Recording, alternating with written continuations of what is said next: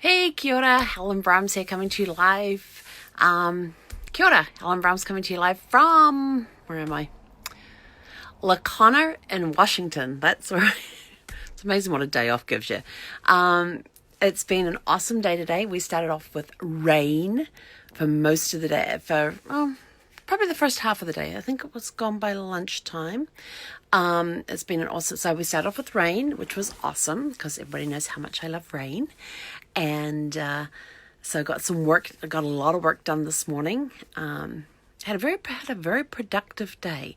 Didn't have to sit behind a steering wheel. Most of the aches and pains from yesterday are gone. The ribs are feeling good. The shoulders are feeling good. The arms a little questionable. The hamstrings still a little tight, and so the glutes. So a bit of pain there, but we're working on that. Still don't have a working step, but we have a way to get that fixed. So yes, and then this afternoon the sun came out, and we had to go over to the trading post to get some milk. We got over there to find out they had an ice cream social on. So we partook. I had a brownie sundae. Mum and Dad each had a strawberry shortcake sundae. They were not small. None of them were. They asked me if I would like cream on top of my brownie and ice cream. And I said, sure. They said, would you like small, medium, or large? I said, small, medium, or large what? They said, the amount of cream. And I went, medium will be fine. And when they put medium on, I said, well, I'm glad I didn't ask for the large. Because what they put on, I would have considered large. But it was good. We had nuts on top. I had crumbled up Heath bar on top. What else was on top of there? Chocolate sauce, caramel sauce. It was good. But this afternoon was so beautiful. You didn't even know it had been raining this morning. It was gorgeous out there. So walked down the trading post, had the ice cream social, walked back, got some more work done. So today has been a very productive day. Started off, like I said, with rain, which is, for me, is fine. It's not a problem. I'm currently sitting here in the passenger seat. We just finished. The reason I'm late is because we just finished watching Lucille Ball and Desi Arnaz in The Long, Long Trailer. If you have not seen it, it is a classic. And very much felt, and I haven't seen it in a while, and I was watching that and I thought, wow, a lot of what he's going through with learning how to tow a 40-foot trailer, and some of the roads that he did and stuff with it, I totally relate. Which I think made it a little more funnier because, situations we'd just been through with driving through mountain passes and whatnot and through the canyons and everything else, just totally related with the movie. And but it's a really good movie if you haven't seen it. It's a bit of slapstick comedy, good old-fashioned humour is basically what it is. And with Lucille Ball and Desi Arnaz, you can't really go wrong with that combination. So we just finished that, and now it's off to bed. We're going to try and get as early a start tomorrow as possible. We're heading into Canada, up to Vancouver in British Columbia there, and so looking forward to that. It's going to be our shortest drive to date, I think. Yes, it's only like 73 or 78 miles. But we still have to go through border control. So that's going to be interesting, taking an RV through there, because I have put the question out there before, what happens at border control when driving from the US into Canada. I had to call the insurance company. Am I still covered when we go into Canada? They say, yes, you're covered in the US and Canada. It's not a problem. That's for the RV. And so learning lots more. So tomorrow we're going to learn more about first-hand experience on what is it like to go through through Border Patrol with an RV. That's going to be a very interesting experience, and we will let you know tomorrow night how that works out.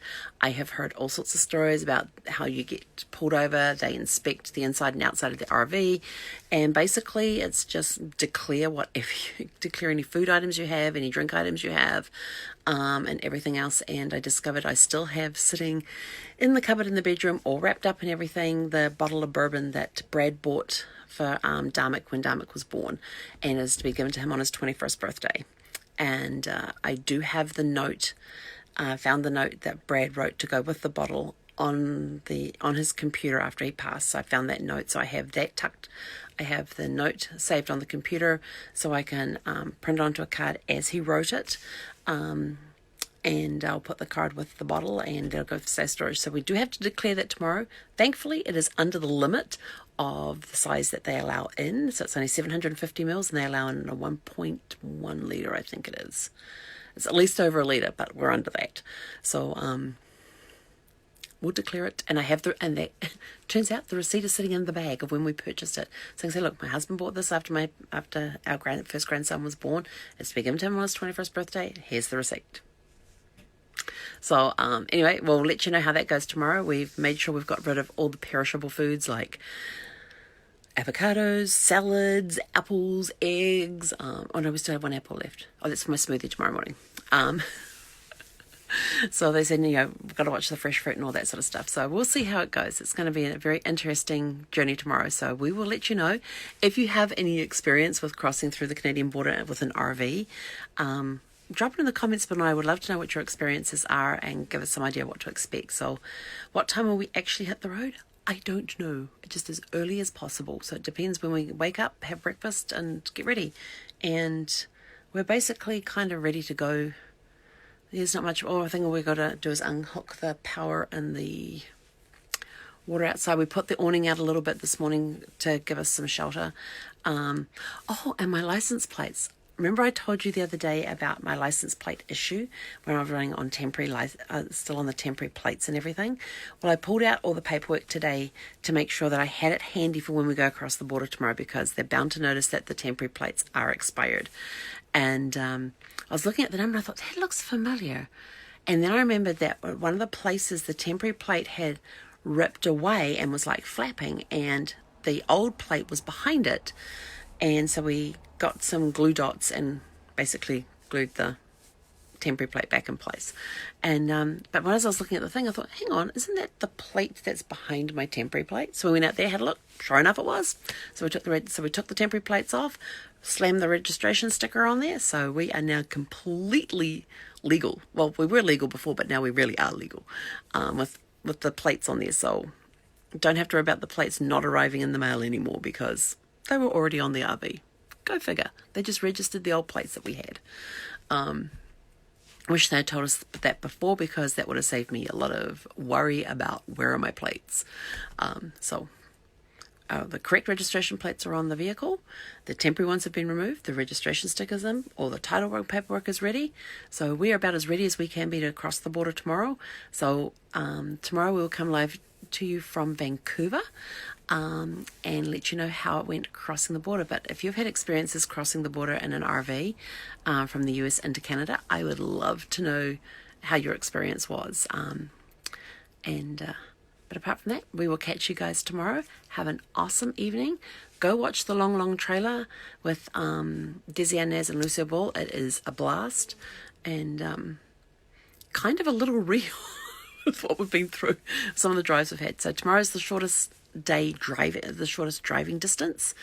But depending on how long we get held up at Border Control will depend on our drive time. So have a super fantastic sparkling evening and we will catch you tomorrow from Vancouver. He konera.